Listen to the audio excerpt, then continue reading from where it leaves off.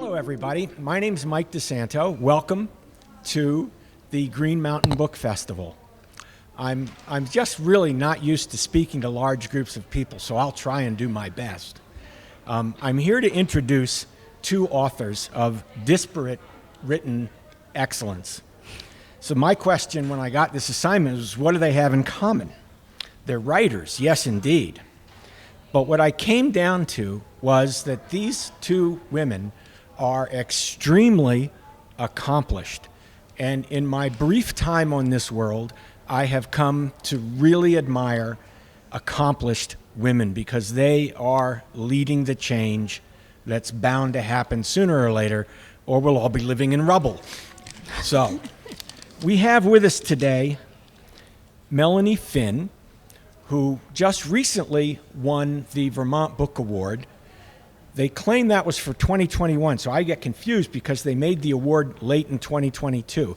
But nonetheless, her book, The Hare, from which she will be reading, won the Vermont Book Award. And also, she and her family live, and this was intriguing to me, on a hill in the Northeast Kingdom.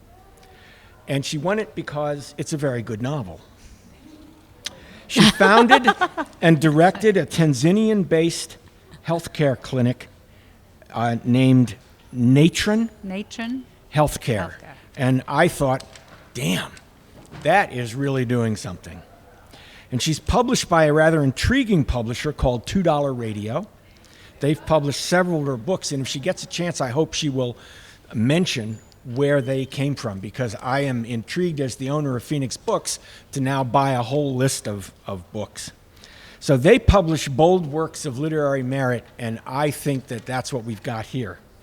Now, Becca Balint, on the other hand, has written a book that's a collection of her columns and writings in Brattleboro, where she comes from.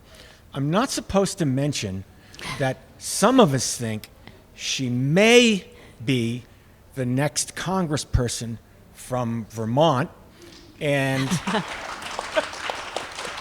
it's possible that in the long, glorious history of the state of Vermont, they've never seen fit to send a woman to Washington. And this is about to change, I hope. So that's my introduction. I'm going to turn it over to these two wonderful, accomplished ladies and let them read for about 10 or 15 minutes from each book. And then we'll try and let them handle questions and answers as long as you're cooperative. If not, I'll have to intervene. You don't really want that. And then after they're done, they're going to go down the hall and sit in what we call the bookstore, and you will be able to get autographed copies of their two books, and I really recommend that you do that. So without further ado, who did I say was reading first? I don't know. You didn't. So. I thought I said... Either way. Let's have Becca read yes, first. Let's have Becca read. So, well done. just so you know, this was well organized and oiled. So, thank you very much. Okay. I don't have a clock. Okay. Yes. Thank you all for coming. As we were driving over here, I thought, this is the kind of day that we live for in Vermont. So I really appreciate that you came inside to listen to us talk about our books when you could be anywhere on this beautiful day. So thank you. So this is a book that took many, many years to put together. And when I first had friends and family encouraging me, I wrote op-ed in the Brattleboro Reformer for just about 9 years. And by my count, I wrote about 250,000 words in that time. And I thought, like I said, there's so many columns that we've enjoyed reading. Why don't you put in a book? And I thought, sure, that'll be easy. And of course, there's nothing easy about it because you have to make really careful selections and you have to edit and then re-edit and make sure it's still relevant. And so I'm so proud of this book because of how much heart and soul went into putting it together. And for all of you who are writers too, surround yourself with people who believe in you. I want to make sure that I say that because you are always full of doubt when you are a writer. So the first one that I'd like to read to you is, I think, an essay that really speaks to this moment that we're in. And when I've talked to so many Vermonters in the last few months, the themes coming through this essay are themes that are mentioned to me all the time by all political stripes. The essay is called Pink Light on the Snow, and I wrote it in December of 2019.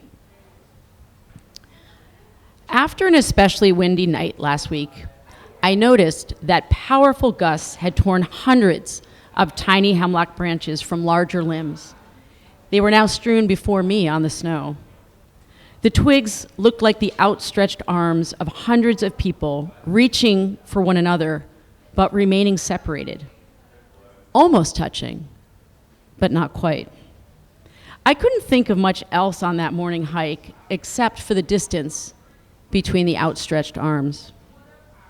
There are some who benefit when people are divided.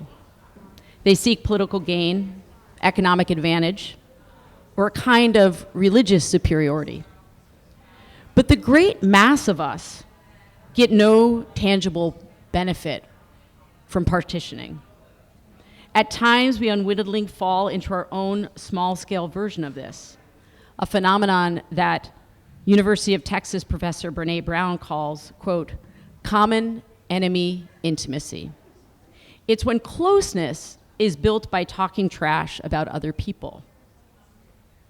Brown explains the problem. What we have is not real. The intimacy we have is built on hating the same people. And that's counterfeit. That's counterfeit trust. It's not real. And it will come as no surprise that this kind of false closeness doesn't actually bridge chasms. It creates more. Many of us see the divisions that Trumpism has created, and we decry the divides that it has exacerbated. We understand that the president's hateful invectives sow division and discord. But it's more difficult to figure out what part we all play in this, especially if we don't support his abject chicanery or his wholesale rejection of truth or basic decency. Where do the majority of Americans fit into this tragedy? Are we blameless bystanders? Unwitting accomplices through our silence or inaction? Perhaps many of us are just numb to the gross transgressions because to be aware is to be truly terrified. I keep returning to the words of 19th century British philosopher and political economist John Stuart Mill. Quote, bad men need nothing more to compass their ends than that good men should look on and do nothing. I've exhorted my readers for years to find our strength and grit and use our voices to reject tyranny in its current form, which is populism sliding unapologetically towards fascism. But I've become keenly aware that fear not only contributes to our loneliness and collective grief, it also keeps us disconnected from each other and unfocused in our power. We need to bridge the distance between those outstretched arms if we're to have any impact at all. This idea is not new. Anglo-Irish politician and philosopher Edmund Burke gave voice to this in the 18th century, but every generation seems to have to relearn it. Burke wrote, quote, when bad men combine, the good must associate, else they fall one by one, an unpitied sacrifice in a contemptible struggle. Few of us want to be a sacrificial lamb, an offering to a despotic force. But most of us are made more courageous by the moments of valor we see in the lives of our friends and our neighbors, in those times when we sense that we're not alone. Several days after my walk through the delicate hemlock sticks, I headed into the woods at dawn. The sun rose and cast long beams of soft pink light on the snow as it flashed through the tree branches. Where the light landed, the snow glowed, almost pulsing from the infusion of brightness and warmth. Inexplicably, I felt more hopeful about our ability to bridge the distance between one another. There are so many mornings when I feel shrouded in darkness. These are such perilous times. But the pink light on the snow reminds me that deep courage is born in brief moments of bravery. May we all find moments of courage in the new year. Thank you.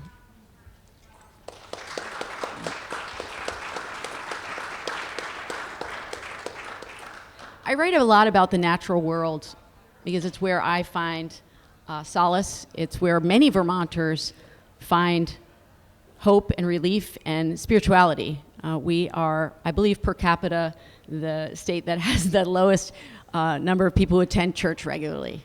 But we have a very high percentage of people who get out in the woods every week. And for me, that is my church. And so I write a lot about the natural world. I also write about what it is to be a Vermonter. And I don't necessarily phrase it in that way. It's about community and the neighbors that we all have and what makes us able to connect with one another. So this is an essay I wrote one summer when my lawnmower broke and I had to go house to house to try to find a neighbor to let me borrow their mower. It's called A Tale of Four Mowers. June 4th, 2013.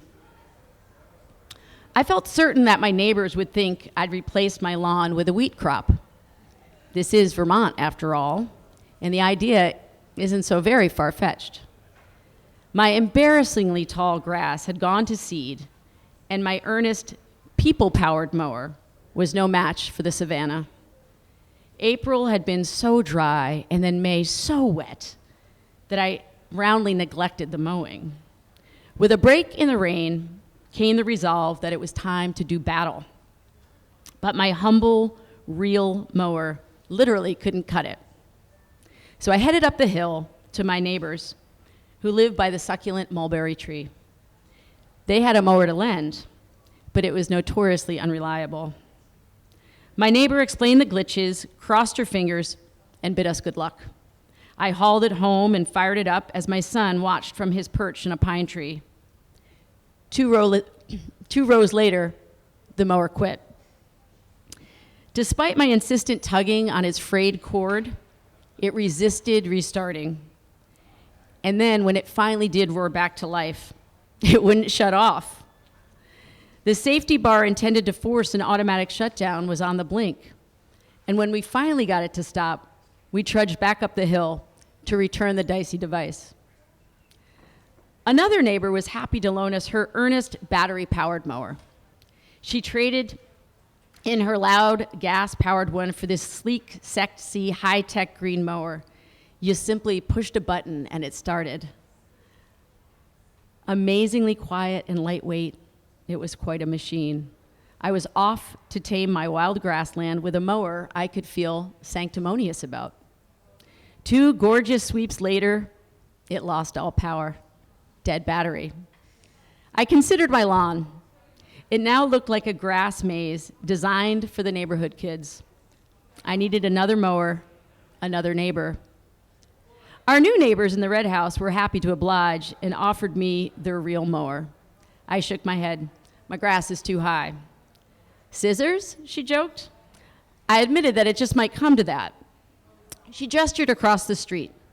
Ken's always willing to loan out his mower, but Ken wasn't home, so I trudged home to use my own real mower again, as if it were a rolling pin. If I couldn't cut the grass, at least I could flatten it and make it less obtrusive. I tussled with my mower and felt my biceps twinging from the effort, and the new neighbor called from her car. Ken's home now. You could ask about that mower. Hallelujah. I ditched the oversized rolling pin and dashed to secure yet another mower. It was a dinosaur of a machine. Its grass bag had long gone missing, and it weighed about as much as a stegosaurus. But it worked. I grinned as it gobbled. I was so thrilled that I went on to mow my next-door neighbor's expansive lawn as well. A stay-at-home dad, he very nearly cried when he returned home, his son in his arms. He gazed upon my work and called out, "I can't thank you enough. You just gave me back my day tomorrow." Just recently, I'd frantically emailed him and several other neighbors when my family and I headed to New York and had forgotten to turn off our coffee maker. He went in the house, turned it off for us, but long after the pot was safely disarmed, we continued to receive texts and emails and calls from other neighbors inquiring about the overheating coffee maker situation. We have a wonderful neighborhood. But I didn't want to move into this neighborhood. In fact, I swore I wouldn't move into this neighborhood. 6 years ago, the area was decidedly rough around the edges. But there weren't many houses on the market, and at least this one was close to downtown. I was pregnant with our first child, and I wanted to feel more settled. I didn't want to rent anymore. And cardinal sin for any home buyer, we fell in love with the house. Its beautiful, unpainted turn-of-the-century woodwork was stunning, as were its pristine maple floors.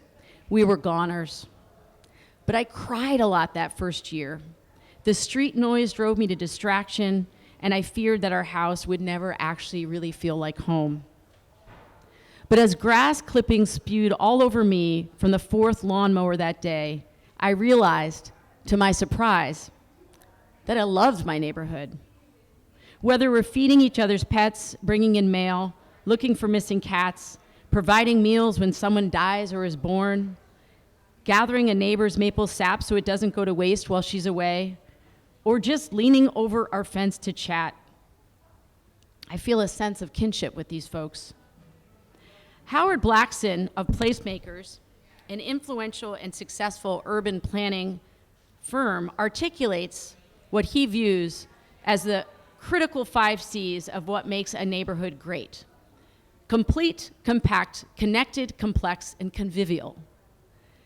Though I don't doubt the importance of all these components, I think that a neighborhood, regardless of its connection to transit or close proximity to good coffee, must first and foremost be caring. And altruism, it turns out, is contagious. In a first-of-its-kind study completed by researchers at UCLA, as well as at the University of Cambridge and the University of Plymouth in the UK, researchers found that watching someone else help another person triggers that same desire in others. When you feel this sense of moral elevation, not only do you say you want to be a better person and help others, but you actually do when the opportunity presents itself. I've seen this work in my own neighborhood. As I headed in to start dinner after my marathon session of searching for my mowers, I heard the sound of yet another mower in our backyard. Our mulberry neighbors, not knowing we'd found a working mower, had jerry-rigged their finicky mower and had returned, prepared to mow my lawn themselves. Thank you. Thank you. Thank you, Becca. That was amazing. I just had to point out that my neighbor is John McGlowery, who is a particularly cantankerous libertarian, far-right libertarian who doesn't really believe in climate change, but he is the most wonderful neighbor, and every year he brings us a load of firewood that he doesn't need. And I'm always so grateful that we have that connection and live in that kind of neighborhood. Yes. So thank you, Becca. So I'm going to read from my novel, The Hair, which just briefly was, I started writing it right when Trump was elected in a stew of anger and despair and confusion, and finished it right when he left office. So in the very beginning of the book, the character Rosie is a young woman. She's 18. She has been sexually abused as a child. We don't find that out. But she's a very vulnerable person with absolutely no support, and she becomes involved with this older man called Bennett. And in this very first scene in the book, he has taken her to this abandoned house in the middle of nowhere to collect a mysterious package on the premise that there's a party. But it turns out Mick and Keith will be at this party, but it turns out there's no party, and there's certainly no Mick, and there's certainly no Keith. They were on the road again. Rosie was drinking too. It was good wine. Bennett knew his wine, a robust Bordeaux in this instance. She had found a Steely Dan tape and slipped it into the deck. Ricky, don't lose that number. Even if this wasn't the night they'd planned, at least she wasn't in her dorm room. She drank, she sang a few bars, she imagined the jewels, the rubies, sapphires, diamonds, nestled casually in the box in the back seat. Bennett might let her see them. "Roll me one," he said, and put his hand on her thigh, possessive, and she was possessed. She rolled him a smoke, adding in the tiniest bit of Mary Jane, just like he taught her, scooching the contents in, pulling the paper tight, then a firm roll, a twist of the ends. She didn't like either kind of smoke herself. She had the roll up in her mouth. She was lighting it for him when she saw a dark shape across the road in front of them. Bennett's hand lifted off her lap. She could feel his body begin to react, but as they were rushing toward the object, an old carpet? And the road was ribboning it toward them. There was no time to react. He could not have swerved. He had both hands on the wheel. The car lumped up and then down, and Bennett kept going. "Bennett," she said, because something in the motion of the car going over the carpet, the lifting and descending of the wheels, the unexpected resistance, the carpet being more solid than she'd expected, this troubled her. She felt a tickling in her lower gut. "Shouldn't we?" "No," Bennett replied simply. He was hunched like a bear, both hands on the steering wheel. He should, though. He should stop. He should just check. She looked over at him. His gaze was straight ahead. Maybe she should insist. But how? Her voice would be strong and shrill in the dark car. Her voice would be loud. Already they were moving away. They were scrolling forward through time, and the distance and the minutes made her doubt herself. So she listened to the scratchy groove of Steely Dan, and she handed Bennett his smoke, and she sipped the Bordeaux. Any major dude will tell you. Further on and further on, the road rolled them casually homeward. If she'd checked her watch, she'd have known only 5 minutes had passed. Her emotions were like a tide turning slowly and gently out on the reef, her agitation ebbing as the stronger conviction rolled neatly in. It was only a piece of carpet. Of course it was. If there was any chance at all, that it wasn't, Bennett would have stopped. He was 38. He knew things. He knew how to navigate the metro in Paris, the Autobahn in Germany. "Did I tell you about the time I got drunk with Truman Capote?" he said. He and Capote had been the only ones on a first-class flight from London to Helsinki. Capote, wearing a large coat and a long red scarf, had taken a shine to Bennett, slim and young in tight jeans and a T-shirt. "Oh, I was pretty back then." On his way to visit an Oxford classmate who happened to be Finnish royalty. They'd had a layover in Berlin, and the stewardesses all disappeared. "Let's go get a drink," Capote commanded, even though they were both already quite drunk. He and Bennett trotted down the metal stairs and onto the tarmac. No one seemed to notice them. They saw a bar on the other side of a chain-link fence, lit up like Jesus in the manger, Capote said. When they climbed the fence, Truman's scarf got caught and he was almost strangled. He was hung there like a fat fly in a web, and Bennett had just managed to set him free when airport security arrived. But because they were first-class passengers, no one said anything, just ushered them back on the plane, and a crew of fresh stewardesses bought them champagne. Back at the boathouse, which is where Rosie and Bennett are living, on this very posh estate on the Connecticut coast, Bennett fell asleep, cocooning Rosie's body with his semi-hard-on pressing leisurely against her lower back. They had not yet used the word love, but surely she did love him. He filled up all the lonely places of her life, the empty Sunday mornings and the yearning Saturday nights. He filled the hollows of her childhood and made her grown up. Every day she was with him was one more away from her grandmother and the Sunday brown house in Lowell. He was her direction into the world. His unshaven chin grazed her shoulder. Again, she felt the jolt of the car over the carpet, the single headlight rise and dip, then flatten out again. Yet it was nothing more than the flickering of an old film, and though she wondered briefly about the package on the back seat, she fell asleep. So Rosie becomes embroiled with Bennett. She has no brakes. And they end up living in a shack, unheated shack in the backwoods of Vermont, and with a young child, Miranda. And Bennett promptly abandons her to fend for herself. And Rosie has absolutely no idea how to even light a stove. But over the winter, with the help of a wonderful neighbor called Billy, Rosie becomes far more self-sufficient. In this scene, Billy is teaching her how to hunt. Salt. Billy put down a big square red brick.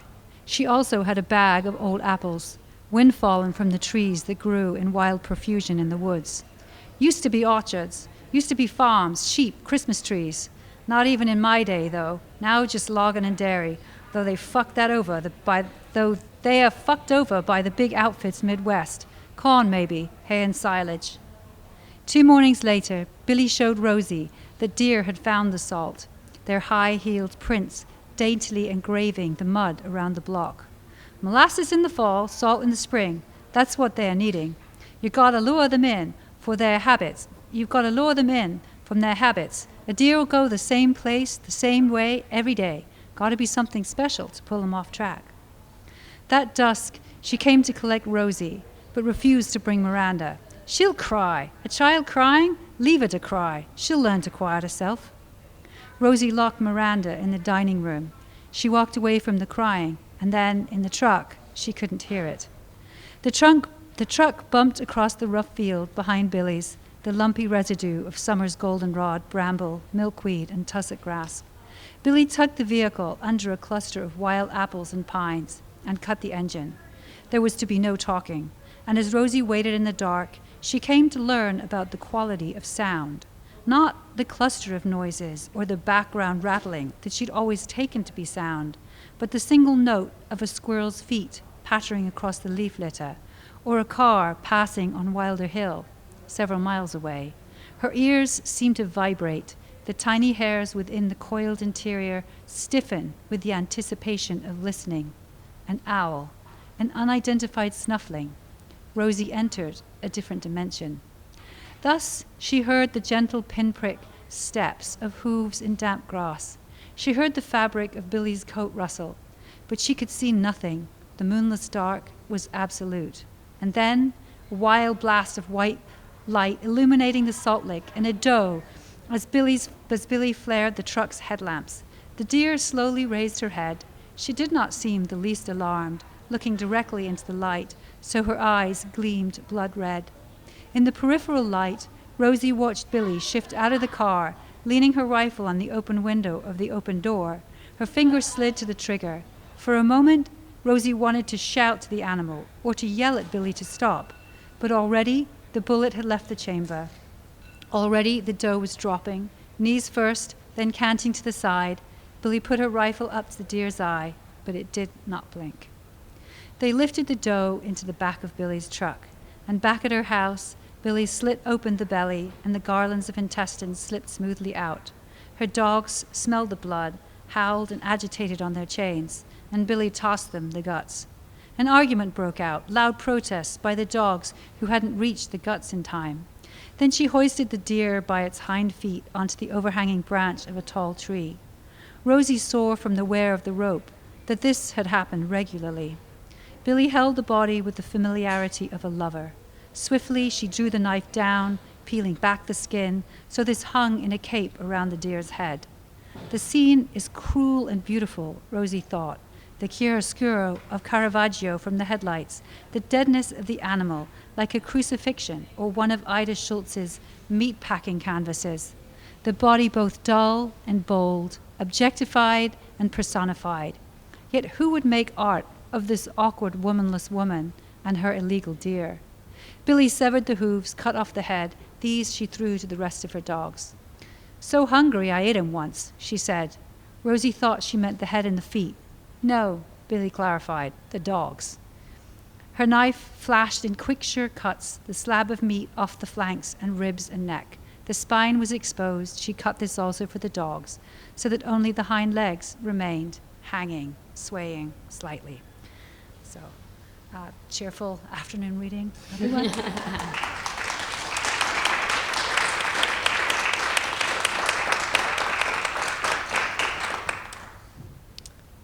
So, any? Yes, if you have questions. Oh, perfect.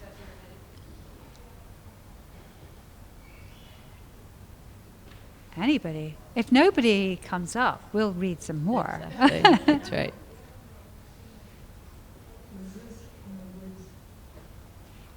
It's in the woods, yes. I live in the woods.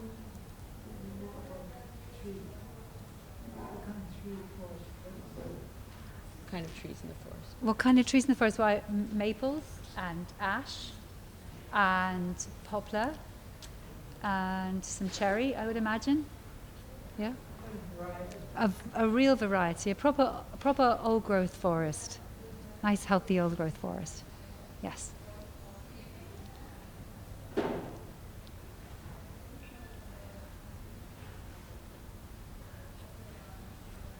Hi.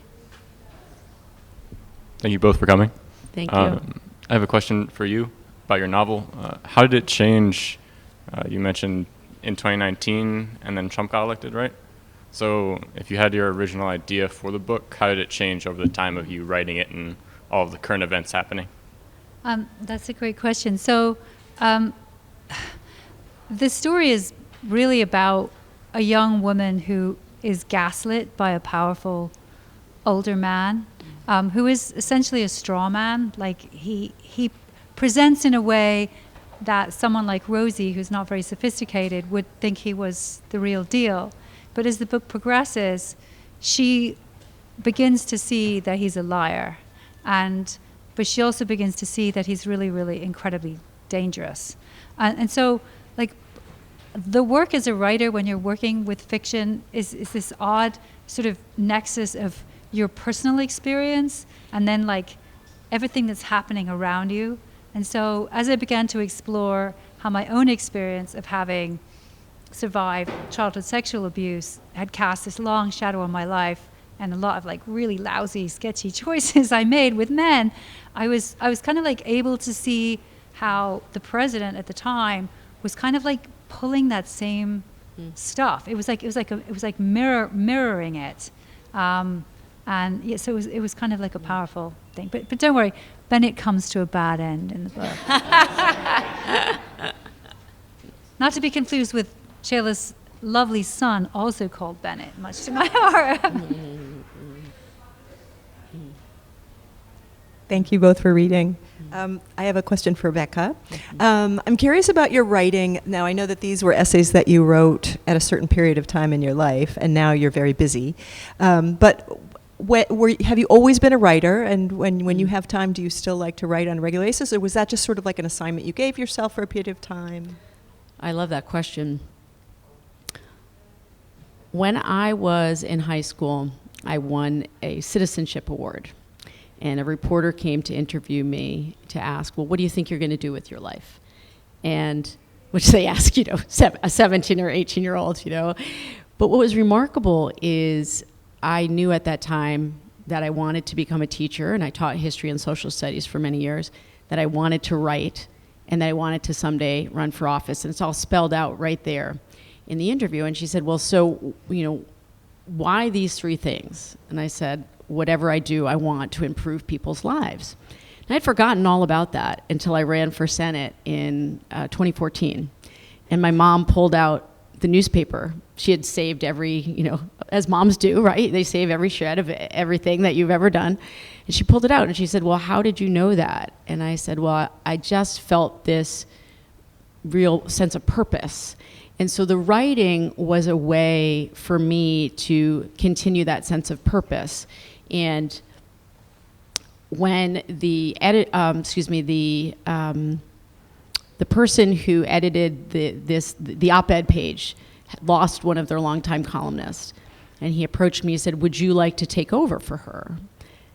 And I said, every week? Like, what? I don't know if I'll have an idea every week. How about if I do it twice a month? And he said, no. And I said, are you sure you need it every week? And he said, yes, I need a commitment every week. Why don't you write a few and see how it feels? And I loved the process of gathering ideas and weaving them together. And it was actually, I'm sure for you too, as any writer, you have your routines of, for me, I always write early in the morning. I wake up, cup of coffee, that dawn time is the time for me to write. And when I look back at the ideas that I was talking about long before I ran for office, there is a through line, there is a constancy.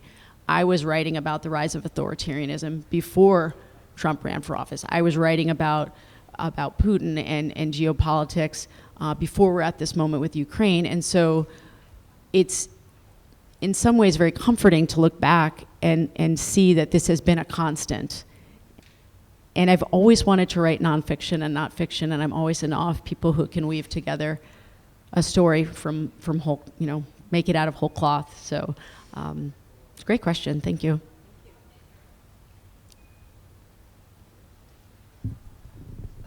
Yes, okay.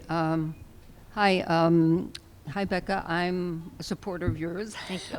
My name is Robin Lloyd, and I do have to ask a political question. I thought it was wonderful on the debate that all three of you supported negotiations in the Ukraine. You were a little equivocal about it, I must say, but I mean, because you did support, I think, some of the past military aid. But in any case, I feel that this is a gigantic disaster that the United States has gotten involved in by supporting the victory of one side and the diminishment of the other, which is a major country. And you will be there. You will be in a position to make decisions on all of this. And if I could, I am very happy to talk to you about politics. I'm happy to stay after and talk about politics. And right here, I'm here as a writer. But I'm very happy to have a conversation with you about my political stance. Oh, okay. Okay? You won't let everyone know then. Well, I'm here for this book. And I know it's tricky. I'm not here in the capacity as a candidate. I'm here in the capacity as a writer. Yep. Thanks. So I guess the one thing I was thinking about, how are you similar? And so it's the similarity of writing for change, right? Like you're both doing that in such a different way. And I'm a writer, and I think that's where I go when I feel hopeless, is to that place of like, well, I can write about it. Yeah. So I'm just wondering, like, what is that like for you, that sense of inspiration? Like, what does it look like? How does it feel, or how does it move in your work, if at all? Do you want to go first, Becca? No, that's a great question. I think every book seems to come from a different place. The Gloaming, which is my second novel, came after I was pregnant with my daughters, twin girls, and I had this.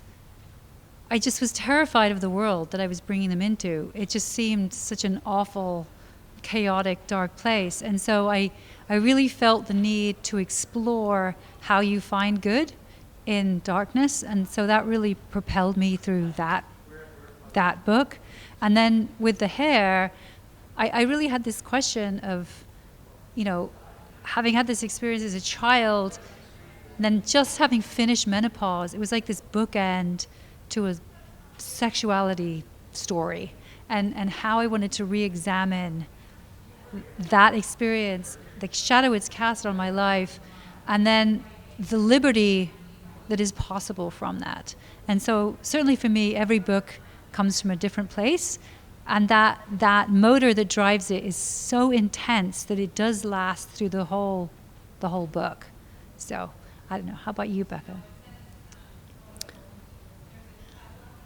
So I think for me, when I am feeling in the flow of writing, when I am feeling inspiration, I often don't necessarily remember what I've written until I look back. I'll write and I'll put it down, and I'll come back to it a few days later and realize it passed through me, and then I'll rework it.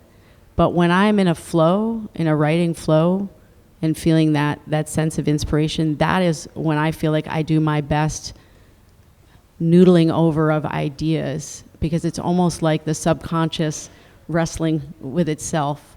I don't know if that makes any sense. I have a question for you, Becca. So I'm always amazed when I write. Like, I start in a place, and it's amazing how much becomes clear to me as I'm writing. Like, it's a transformative process. You know, you think you've started with an idea, but then as you write, so much is revealed, not just about your characters, but about how you think about things. Mm-hmm. And I wondered for you, like, is that true that you start writing about lawnmowers, but you suddenly realize that you're actually writing about something else, and a different kind of truth or clarity emerges for you? Often. And it was interesting, you know, I want to just give a shout out to local media and the importance of print papers. And when I first started writing the column, I had 1,100 words in which to really thread together a series of ideas and really develop them. And by the time I was done, the paper had changed hands multiple times, and I had to write the column in basically half the number of words that I was first given. And so there were often surprises. And I'd start with one idea, and then I'd realize midway that actually there was another idea I wanted to bring in to make it a little bit more complex. And I really worry that because we are driving towards, I'm thinking specifically of journalism and nonfiction, we are driving towards this place of no nuance, no complexity. And I think some of that is because of this drive to have very small bits of information constantly fed to us. And I think something is really lost there. And I certainly see that within politics as well. It's interesting. We had a conversation at dinner last night about, and my ongoing question is, like, why write fiction? I mean, there's so much that's wrong in the world, so much that needs activism. Like, what is the point of sitting down and spending, 5 hours a day for 8 months writing a novel? And I think you just sort of answered my question in that, because everything is so bite-sized and everything is on Instagram and everything is like 3-minute read, the idea of writing a book that deals with ideas, it deals with complex emotions and characters who are messy and don't get it right, and that you can actually bring somebody into that and hold their attention for 290 pages, I think makes books almost more important than ever, because you can help people really explore complex and difficult ideas. Well, it goes to what you were just saying at the beginning about John McClory. Oh, yeah. And if you're somebody who is on the left politically, you know John McClory because of the, as you said, he's a libertarian bent. But for you to be able to sit here and say, yes, he has this particular political ideology, and also you know him as a really good neighbor, those are stories that we need to continue to tell. Not to make things simplistic and tidy, but to make us more human. So it's interesting. Has anybody else got any questions, or am I just like? Yeah, we just talk back and forth. Yeah. Becca, anybody else? One of the criticisms that was leveled at me in the Hair is that I have a trans character, and Rosie, as an adult, gets contacted by an old friend who she knew as Chris, and she's very excited to see this person, and she goes and finds that Chris has become Christian, and she's completely thrown by this. Like, she doesn't know how to deal with it. She's angry and upset and confused, and she does sort it out. And I went on Goodreads, and there was this vitriol thrown at me about I was transphobic, and this was awful, and I had to really sit and think about it.